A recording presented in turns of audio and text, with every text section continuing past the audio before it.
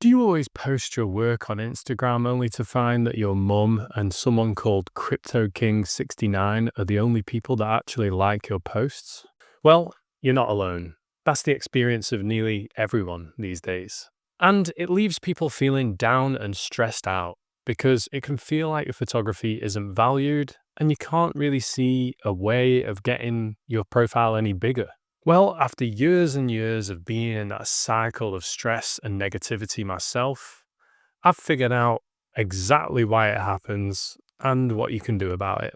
But before we get to that, we're going to have to go right back to the start. Back in like 2010, when the world kind of felt normal, two nerds from Silicon Valley got together and made an app called Bourbon, which later became Instagram. It actually probably wasn't that bad. I mean, it was not this big ad revenue making machine that it is today.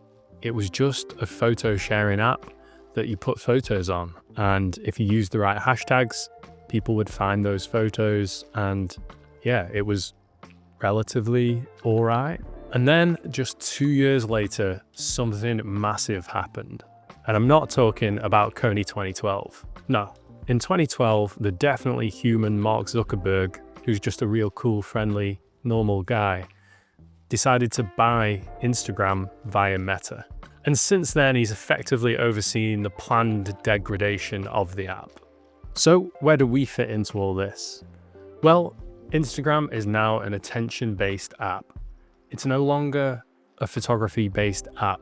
You just happen to be able to post photos on there. The whole currency of Instagram is attention, and it doesn't care how it gets your attention, just as long as it can hold your attention for as long as possible and serve you as many ads as possible so they can make as much money as possible. That might sound like fear-mongering and a very simplistic way of looking at it, but that is just it. That's how it works. I mean, nearly every other social media company works in this way. It's just that a lot of them are much more psychologically friendly than Instagram is. At the moment, Instagram, TikTok, and Twitter are some of the worst places to spend any longer than 15 minutes on because they totally bypass any psychological free will that you have and just keep you on there for as long as possible, usually by making you angry or upset or by, getting you to disagree with someone. Those are the easiest ways. So once again, where does this leave us? Where does this leave photographers? Well, to me, it's pretty simple. The Instagram algorithm does not give one solitary shit whether you just posted one of the most groundbreaking pictures that's ever been taken. If an AI video of a cat doing press-ups gets slightly more attention than your photo does, that's the thing that's going to go viral. And again, I know this all sounds negative, but trust me, just understanding this makes it better, I swear. The truth is, to the algorithm, everything on Instagram is just data. It's not art, it's just content. It just exists as data points for the algorithm. In order for any profile to grow on Instagram, they need content that hooks people, keeps them engaged, makes them want to comment or interact with the content a lot, and makes them want to share it. And unfortunately, the reality is that fear, anger, disgust, disagreement, anything that's extremely polarizing does a much better job of that than a nice picture that you took. So obviously, for a lot of photographers, this leaves us confused. And I can imagine there's people out there that are thinking, well, I've seen photographers' pictures go viral, so that's bullshit. Yeah, I mean, sometimes you do, and it's the exception, not the norm. Generally, these photographers already have quite a big following, so the base audience is already pretty big, and the likelihood of them actually being picked up by the algorithm is much higher. And to put it into context a little bit, if you've got a profile that's got 100,000 subscribers and you get 2,000 likes for a photo normally, and then one day you get 10,000 likes, that's 5 times more likes than usual. If you're a small profile and you get 5 times more likes than usual, you might get 50 likes. So the same thing has happened, but it's not the same outcome. And I can imagine you might be thinking, so what about these photographers that did get big on Instagram? How did that happen? The truth is, there's so many ways, and you just looking at someone's profile will not usually give you the answers. Of course, sometimes there are absolute outliers. There's people that put one reel online and they get 10 million views. It's not it doesn't give you an idea of their actual ability or whether they're actually good at photography or whether they actually should even be big. Another thing that I see quite often is that these people actually have profiles outside of Instagram. They may have a big YouTube channel and their Instagram has just grown naturally because of that. They may be on a podcast, or they may have been, a part of a video on a YouTube channel that's done really well. There could be other social media platforms that they're actually big on and that their audience has then transferred to Instagram. And another thing that I'm aware of is people that actually shoot for other well-known people. So like you could be a photographer for a big musician, you're shooting their tour or something like that. You become massive, and then once you stop being their photographer, to the outsider, it could just look like, wow, they just became really big on Instagram just because they're a good photographer. Now, I'm only really going through this to highlight the fact that you really don't know how people have gotten big.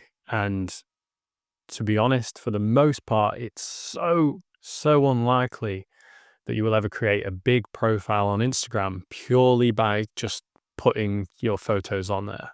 Like I say, some people do get big. It's the exception usually and not the norm. If you post all the time, then you will get more eyes on your work and you will start to grow. It just could take ages and ages and ages. And because Instagram is not really seeing any difference between your content and a content, something that's causing outrage or something like that, all it cares about is the attention. It will take a hell of a lot longer for you to grow than it would for someone posting, horrible videos on the internet. But yeah, if you chose to, you could post all the time if you wanted to. But I think what you would find is that the quality of what you were posting would dip, and you would potentially change what you were posting in order to suit the content that Instagram wants, rather than what you actually want to shoot, what your actual photographic identity is. So the way I see it, you've kind of got two choices. You can play the game, make Instagram reels and, do silly dances and stuff, or you can put the controller down and leave. And this is where I'm going to try and bring some positivity into this sad little world that we're in at the moment. Now, before I go on, it's totally up to you whether you want to completely delete Instagram or just take a bit of a break from it. But you can definitely take it a lot less seriously, spend a lot less time on it, and worry less about whether your photos are getting 25 likes or 150 likes. Use it as a tool, use it to keep up to date, use it to be visible online, and make sure, you can see what's going on and whether you want to join in on something or whatever, but don't have it be the whole thing. But once you've made that decision, you might still be thinking, okay, I'm a photographer. I want people to see my work. How does that happen then now? Well, I feel like I sound like an old man, but you've got to focus on the real world. Get yourself and your work out there. Print prints off and give them to your friends and family, and, think of a photography project that you could do and maybe make into a book, or try and make a small exhibition or something like that. Go to photo walks, go to exhibition openings and meet new people that are in your community, in the photography community where you live. Get to know the people in your local photography lab or local photo bookstore, or whichever those people are in your nearest city or wherever you are. I know everyone lives in all kinds of different places and they've got different circumstances, but you know what I'm saying. I absolutely guarantee all of those things that I've just said will be so much more rewarding to do and so much more valuable for you, because you'll be meeting real people and making real connections, and you'll be having a real relationship with your photography. And over time, as you're meeting people in your community, people will follow you on Instagram and they will actually interact with your work because they actually know you and they feel a connection to it. They feel a connection to you. And that is probably the most valuable online relationship that you can have. You know, every 1,000 followers that you can get that are people that you don't know are probably worth one person that you do know in real life. And of course, if you still want to post photos on Instagram along the way, do it. But don't let it get you down if you're not getting the traction that you think you should get. Remember that you're playing a rigged game. You're not playing the who's best at photography game.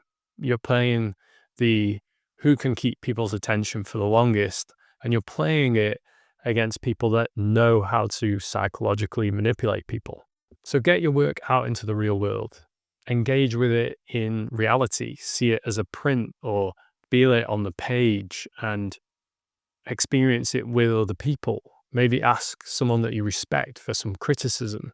I'm 100% certain that it will give you a completely different experience of photography and it will be way better for your mental health.